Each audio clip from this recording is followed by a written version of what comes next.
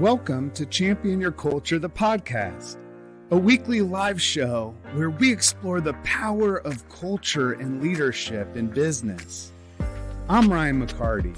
And I'm George Rogers, and we go live every week to learn from each other and hear from other experts about how to effectively champion our team members and ourselves. So join us live every Wednesday on our social networks or subscribe. You can listen to Apple, Spotify, and Google Podcasts. Now, let's champion your culture. What's going on? What's going on, everybody? What's up? George, how's it happening, man?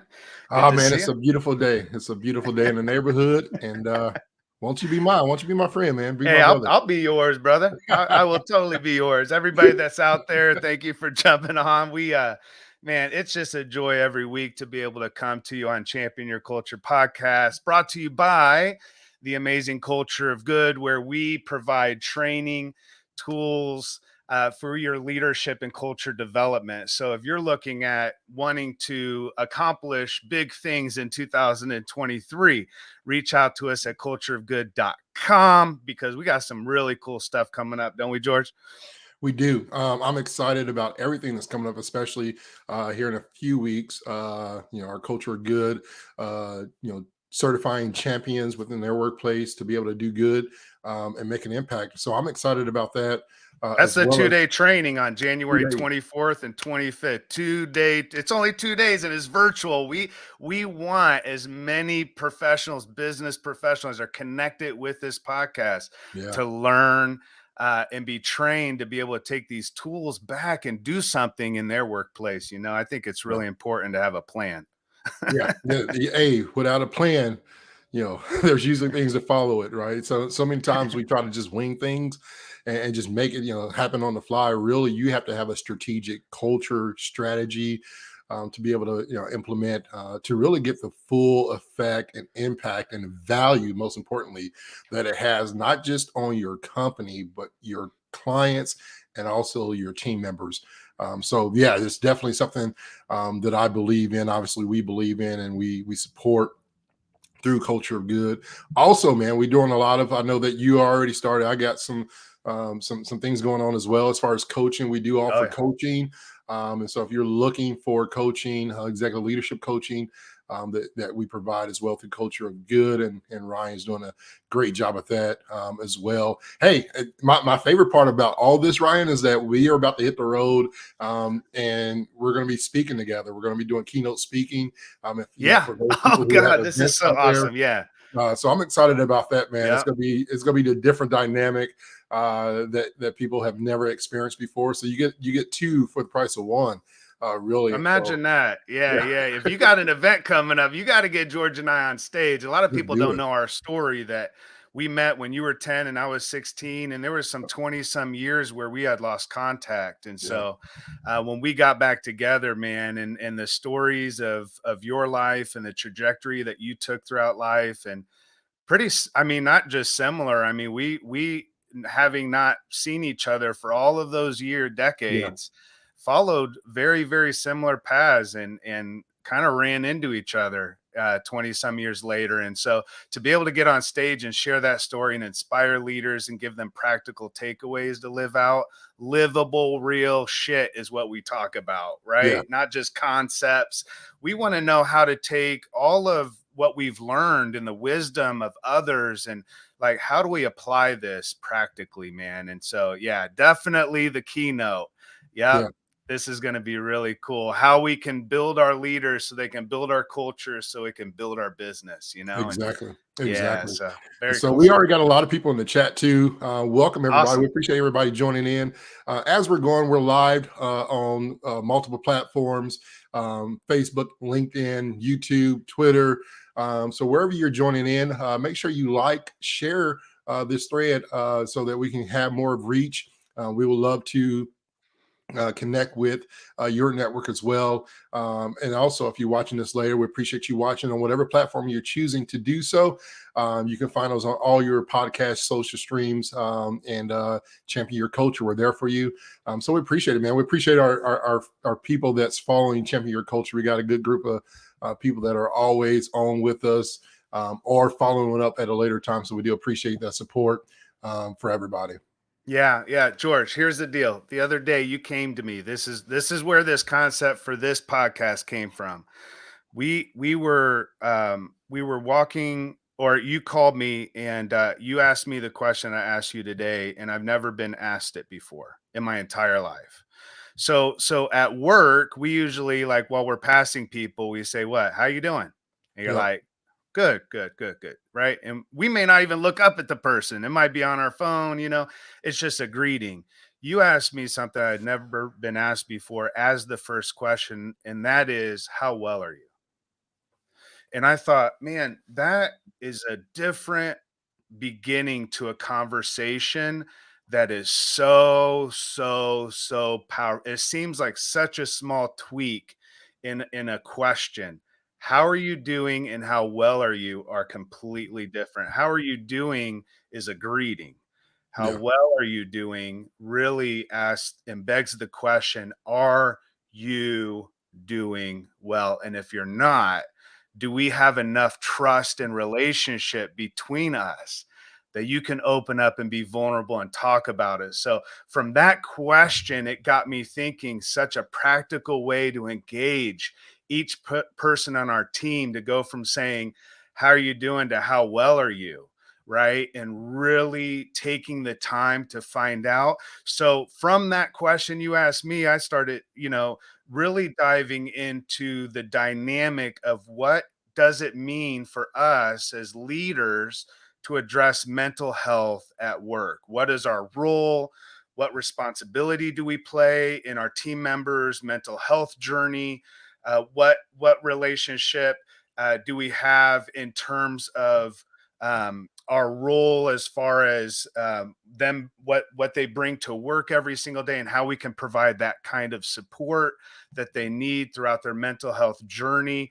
More and more companies are beginning to address this, and it became very much a forefront of conversation during the pandemic and not post pandemic, but as we've been going through this as a collective. I don't know that we fully addressed the realities of what we've all been through, not only as a collective, but individually. And then as we're coming back to the workplace, we're bringing all of this back. And so mental health at work has got to be more and more a part of a conversation where we're becoming more intentional about what we do about this.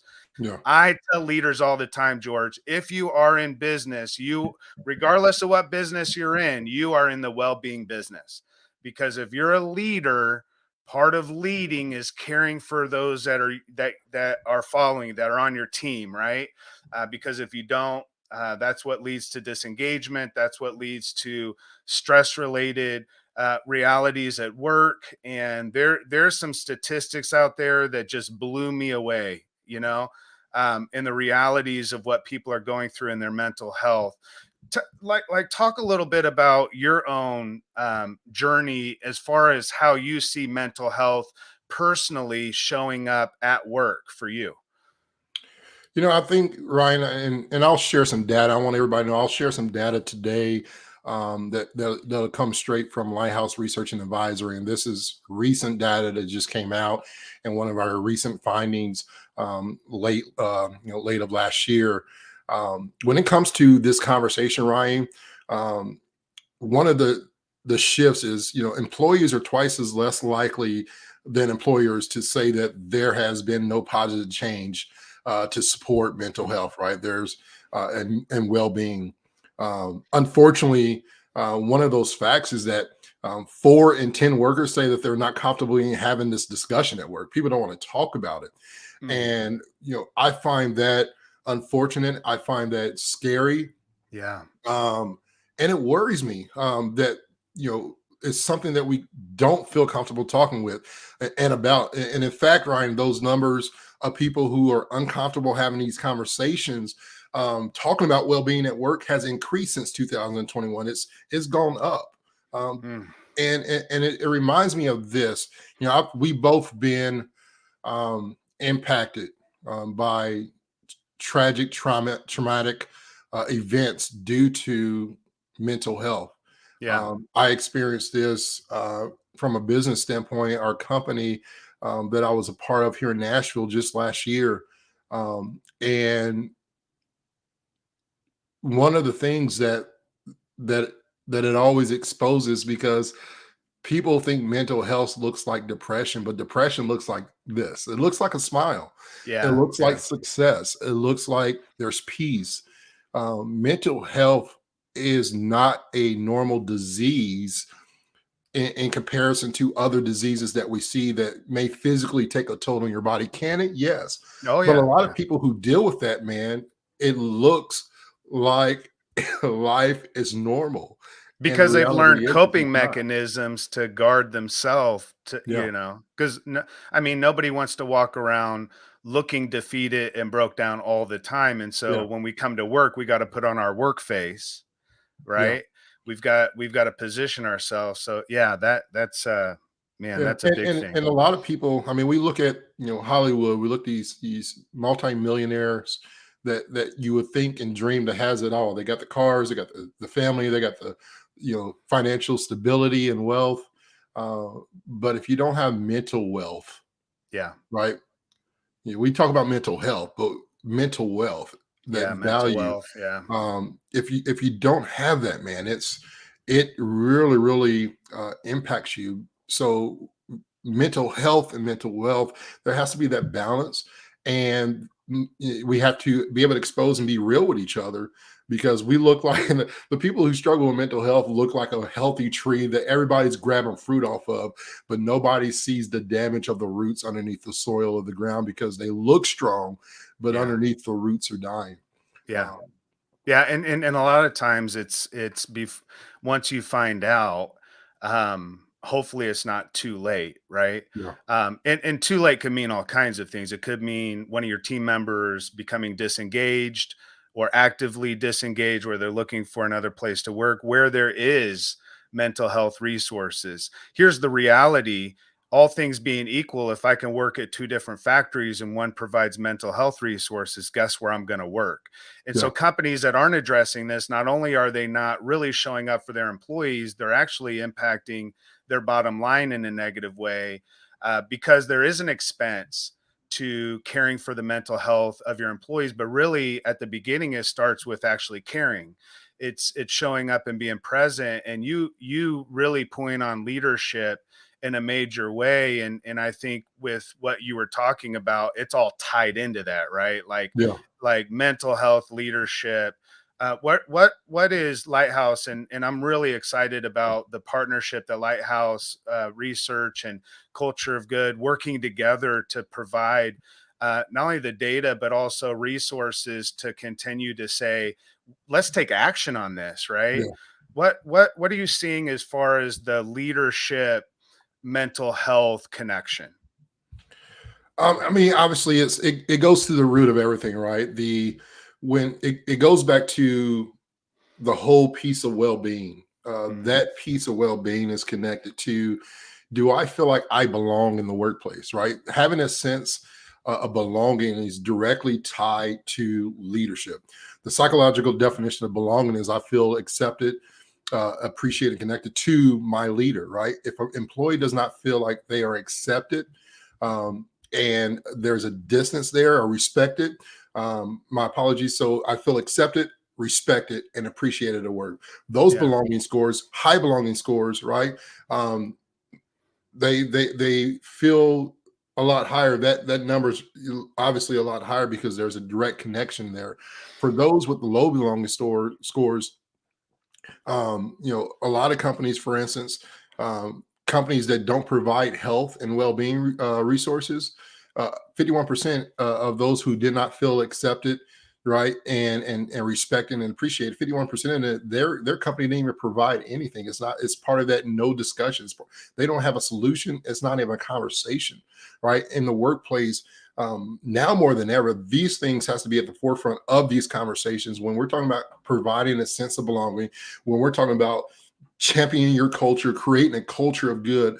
All these things are connected, right? So part of having a good culture is making sure that your team feels like they belong. They have a sense of belonging. They have a why, a purpose within Yeah. that workplace. And when they have that purpose and they're accepted, they're respected, and they're appreciated in that workplace, those things go a long way, right? I want to be a part of this company. The company's culture does not prioritize my well-being. You know how many Yeah. people that don't have respect or acceptance or appreciation, people that don't have those three things in common with their leaders, 61% of them says culture does not prioritize my well-being. Mm. So That's they a lot of actually people, had, right? well, Six out which of 10 people, right? that's huge. That's really, really big, yo. That's like if you had a football team, what is that, 11 players? So imagine you're the quarterback. You got your 10 play. Am I right on that? There's Yep. 11 players. Okay. Yep. So you're the quarterback. You got 10 players, and 6 of those MFers are running the other way, right? Because they're No not sense of direction. they have no sense of direction. They don't know whether they're supposed to be on the field or not, what play they're supposed to be playing. They don't have. That's the other thing that I think is really interesting, because when we talk about training and coaching, George, we're not just talking about just like some skill development. Like, the training and coaching is really a key piece also to addressing work related stress, because sometimes the stress at work is compounded on top of Yeah. all the other stressors you brought up earlier. Childhood trauma. If you want to read a book and you've been through trauma throughout your life, or especially if you've had childhood trauma and you want to identify how to begin to raise awareness to your emotional state, and to learn and to grow about your own body, a book called The Body Keeps the Score is really a great book to read around that. But as I'm studying childhood trauma and the ACE study, ACE, um, I don't know. Have you ever done that, George? The ACE study? Not That's yet. that's a study that indicates childhood trauma, right? And I'm like, you and I would be like, we don't need to take the test. We've aced it. Yeah. We've aced the ACE, and you carry that trauma throughout life, and then the trauma of what we went through, the pandemic, the isolation. If you had were struggling with your well-being and mental health before the pandemic, during the pandemic, because of isolation and because of a disconnect, which to me, I would imagine, I'm going to go pretty opposite of what everybody else is saying, and I would imagine that at some point, employees, especially those that can and have access to, are going to want to be more back into the workplace where they're collaborating and working with their colleagues, because there's a lot of misses when we just talk on screen, right? So you and I, it's one thing when we get together weekly on Champion Your Podcast, but when we actually see each other and can embrace and hug each other, or give each other a high five, or put arm around a shoulder, or a fist bump, that connection, man, that right there really changes things. But that training piece, and being able for employees and our team members and those around us to be able to have space to even say, hey, I need help, right? And I've not only been there, I'm there now, right? So therapy, yes. For some of us, we need access to resources, and to your point, if the culture doesn't support well-being, then what we have is we have a culture that actually does the opposite. It actually impacts the mental health and well-being in a negative way, because of, if we're not intentional about these things, then we have blind spots, and we may see someone, to your point, that's smiling and seems like they're rocking the shit out of everything that they're given. And so, what we do to people that rock what they've been given, we give them more stuff to do, Yeah. right? Yep. And then that load continues to add on, Yeah. and we cannot manage our life. We have to lead it. And so we have to first begin to lead ourselves in our own mental health journey as leaders. And if we don't prioritize our own mental health, George, it's no wonder why we never prioritize the mental health of each one of our team. Yeah.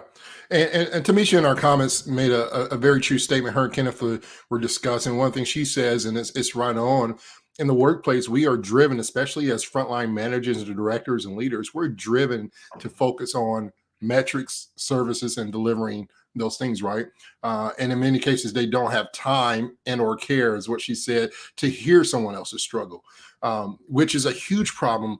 And one of the things that I've always stated, and now more than ever, Ryan, and I've been saying this for the last 3 or 4 years, and especially during the pandemic, especially through the races and upstream of the George Floyd situation, everything that Yeah. brought about, that trauma, right? We have to put humanity back into resources. We focus in the HR world, we focus so much on resources, and that's but what's been driven, right? How do we improve our resources? How do we improve our systems and processes and legalities?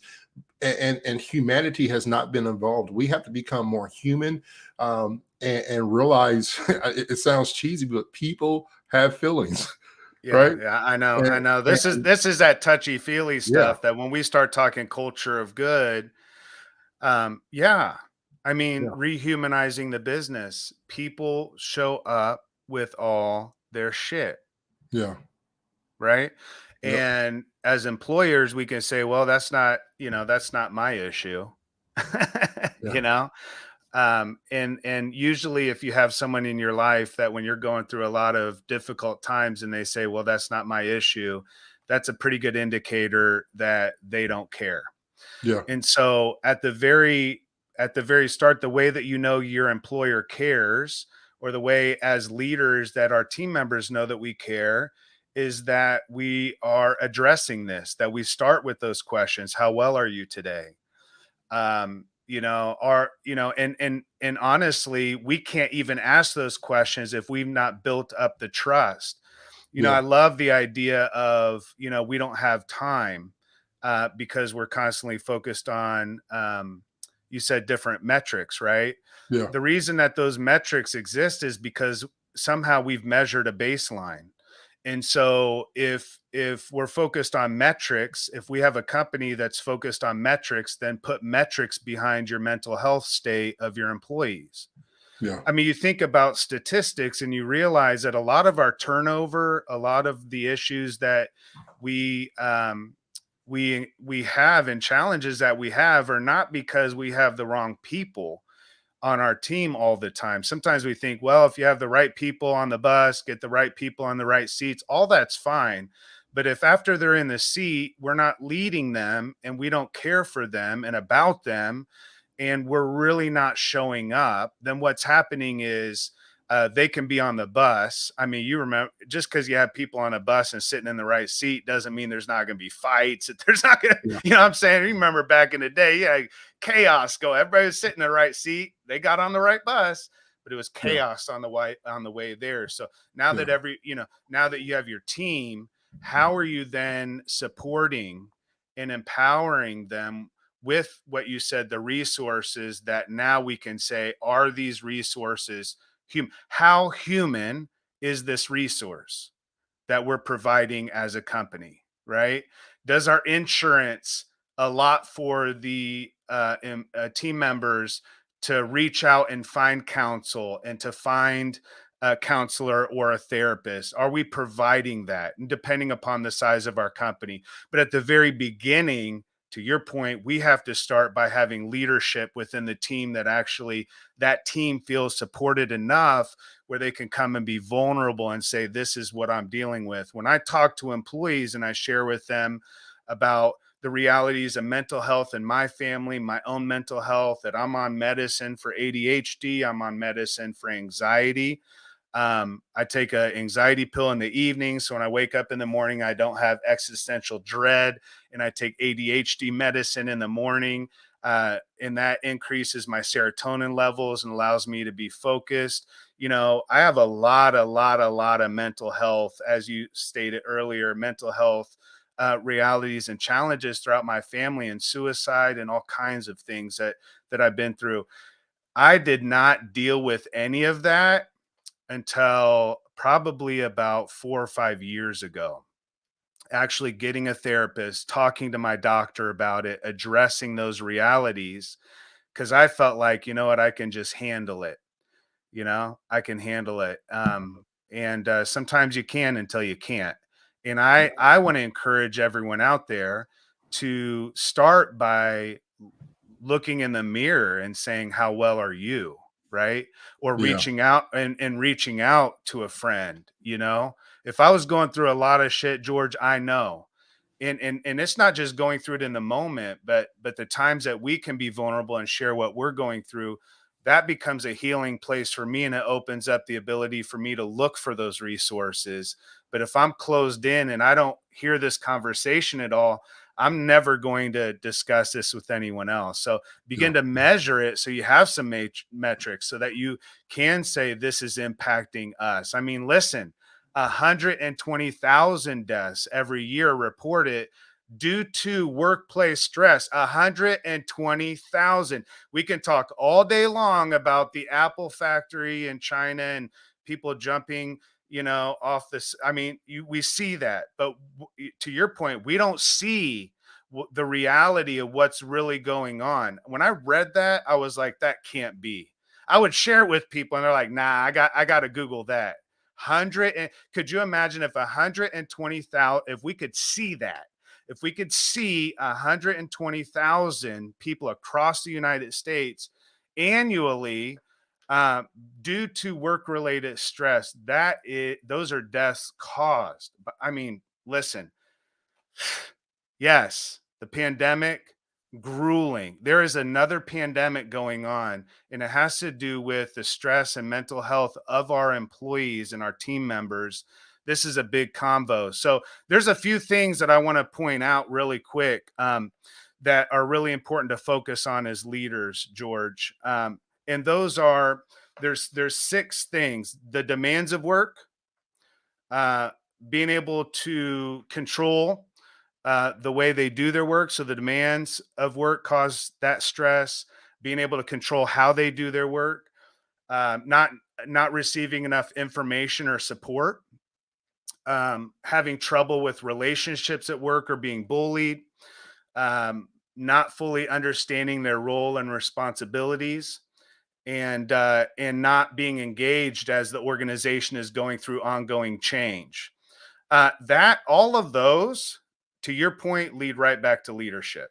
Every single one of those: the demands, control of work, support, relationships, role, and change. Those 6 factors, as we're designing how we operate our business and run our HR, run all of our strategies to rehumanize it, we have to say, we have to ask those 6 questions. Are we putting more demands on people than they can handle and cope with? Are we not allowing them to have the ability to control how they do their work? So all of those things play into the realities that we have today. Does everything come down to work-related stress? No. Just the reality is, at some point, if I keep bending this pen, right, you know what's going to happen. At some point, the stress on this pen becomes so much and it breaks.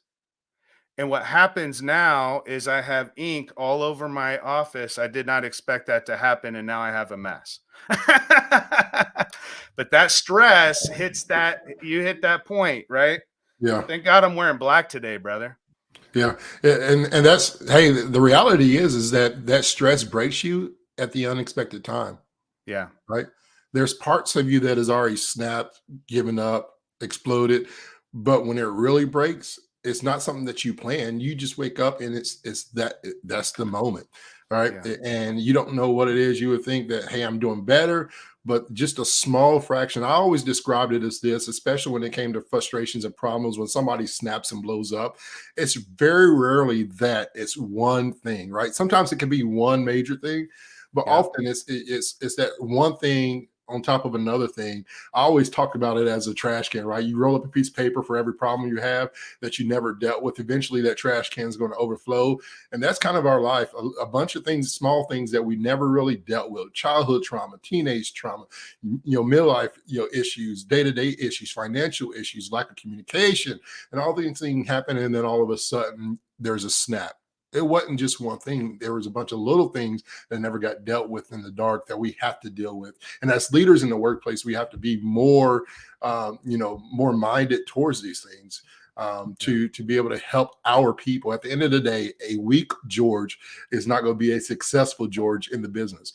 A more healthy George, a more healthy Ryan, a more healthy Kenneth, whoever you are, you can say your name. A more healthy, your name is a better person, employee, family member. And as a leader, it's our duty and our responsibility to take care of our people, not just our profits. Yeah. A healthier you leads to a healthier us. Yes. We need you from this podcast, if you get anything out of this, sure, there's going to be challenges, but start addressing it with your team. Start talking about it.